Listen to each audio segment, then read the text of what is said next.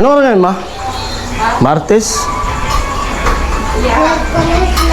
Ano po mga kaparing Jason, isang magandang umaga po sa atin lahat. At araw ng Martes, tapos yun, wala tayong pasok sa pabahay project ngayon kasi may pupuntahan na ata yun yung mama ni Tricia. Nag-chat sa akin si Nono kagabi. Kaya pahinga daw muna.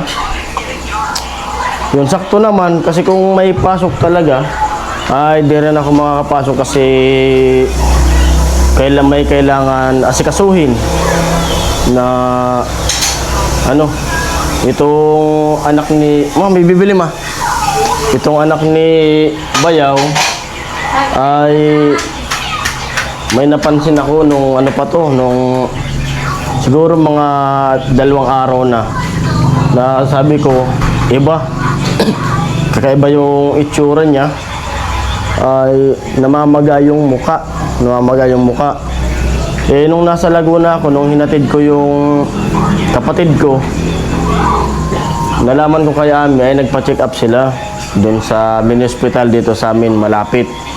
Gawa nung may sugat siya dito sa paa. Tapos niresetahan siya ng antibiotic.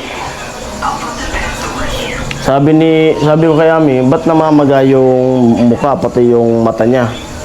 Sabi namin, baka raw dala lang nung gamot. Di sa akin, sa tingin ko, hindi ka ako yan sa gamot lang. Kailangan ka ako yan, pa-check upan. Kahapon, pag uwi ko, sabi ni Ami sa akin, napansin niya raw yung ihi nito, mapula. Tapos bumubula. Tapos kagabi ulit, bago kami matulog, umihi dun sa CR. Tinatingnan ko kay Ami, yun, mapula talaga yung ihi niya. Kaya sabi ko, huwag patagalin, pa-check upan ka natin kagad. Tapos sabihan yung papa niya, yung kapatid ni Ami, si Bayaw, para malaman nila yung sitwasyon ng anak nila kasi kami yung nag-aalaga nito. Dapat malaman nila kung ano yung sitwasyon. Kasi galing pa lang tayo sa magpapagamot kay Ami. Ayun. Bumalik kami dun sa ngayon ni Ami, main hospital. Yung sinabi namin yung nangyari na ganito ganyan, namamaga. Sabi dun sa main hospital, baka dun sa antibiotic, dapat daw bumalik ka agad si Ami dun para tiningnan nila. Sabi ko, kasi baka raw allergy nung gamot. Yung ihi niya mapula eh. Kasi iba yung itsura. Dito ka.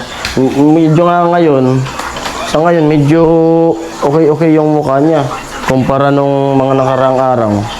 Umaga yung niya, yung dito. Dito. Namamaga pati yung mukha. Kaya hindi yan normal lang.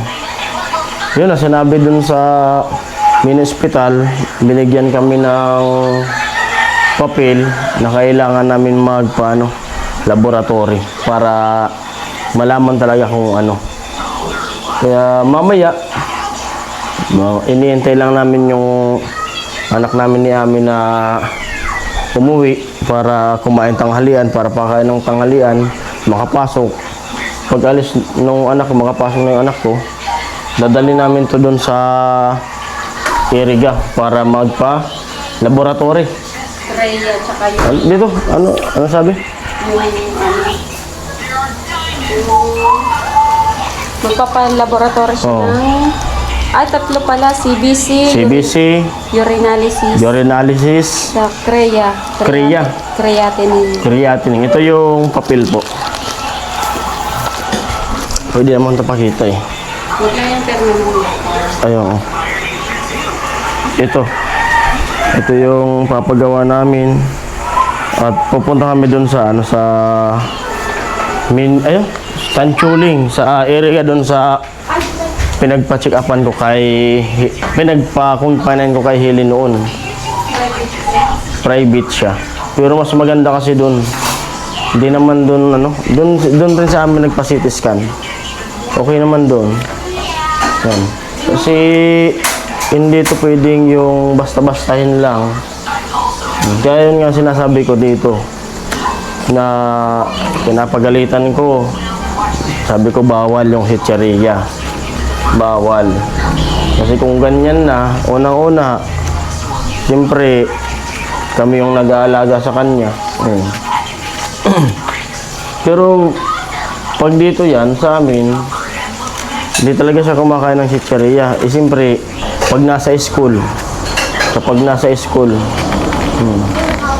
baka nakakain ng chicheria kung binibigyan. Kasi pinapabaon na namin ito biskwit, mga crackers. Minsan may pera siya. Pag nasa school na, di na rin namin mabantayan. Kaya mas maganda, may bibili mas maganda yung ma-check up talaga para hindi manghula. Yun yung para hindi manghula kung ano yung sakit, para maagapan kung sakali. Sabi nung doon sa main hospital, saglit lang naman daw to. Baka makuha din namin yung result. Kaya kung hindi naman makuha yung result, bukas pwede balikan. Kung may pasok bukas, hindi ako makakapasok. Kasi dito pwede na yung baliwalain, lalo na bata. Pero sana wag naman yung malala na.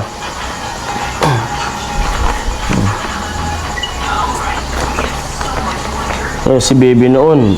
Pero di naman siya nilagnat. Si baby noon, nung yung malala na yung UTI niya, nilagnat. Ito di naman nilagnat eh. Kaso ang pinagtataka ko, bakit mapula yung ihi? Mapula daw yung ihi, sabi namin. Pag uwi ko kahapon. Nagmadilaw kahapon na umuwi. Na umuwi ka agad ako. Pero nauna sila Kuya Joel. Pagdating ko, yun ang pinento ni Ami. Mapula. As in, pulang-pula talaga raw. Sabi nga, parang dugo na nilagay sa tubig yung pagkapula niya.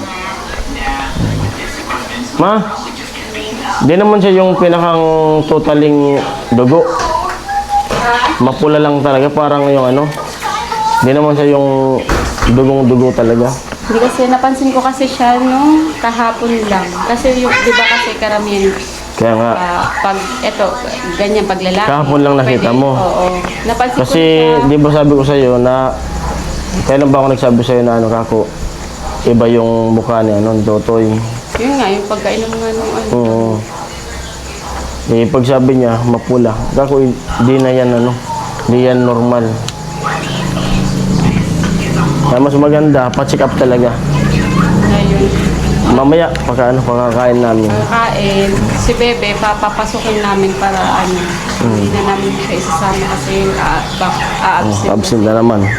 Kaya, pagdating natin yan, diretso tayo doon kasi papakita natin yung result doon sa doktor. Babalik pa tayo pala doon? Okay. Kala ko sila na. Hindi. Ni-repair na tayo. Hindi yan referral. Laboratory lang. Kaya pagkatapos ng check, babalik tayo doon. Ipapakita natin sa doktor. Kay Dok. Doon, siya na yung magsasabi kung ano yung resulta or ano. Pero pag nalabas na to, malalaman naman natin yung resulta doon. Pero yung nasa doktor pa rin kung yung mga gagawin. Yun lang muna yung natin update. Vlog ko kasi baka kung di makuha ngayon, kung bukas, hindi na naman tayo makapasok sa pabahay. Para alam nyo rin kung ano yung ginagawa ko. Yan.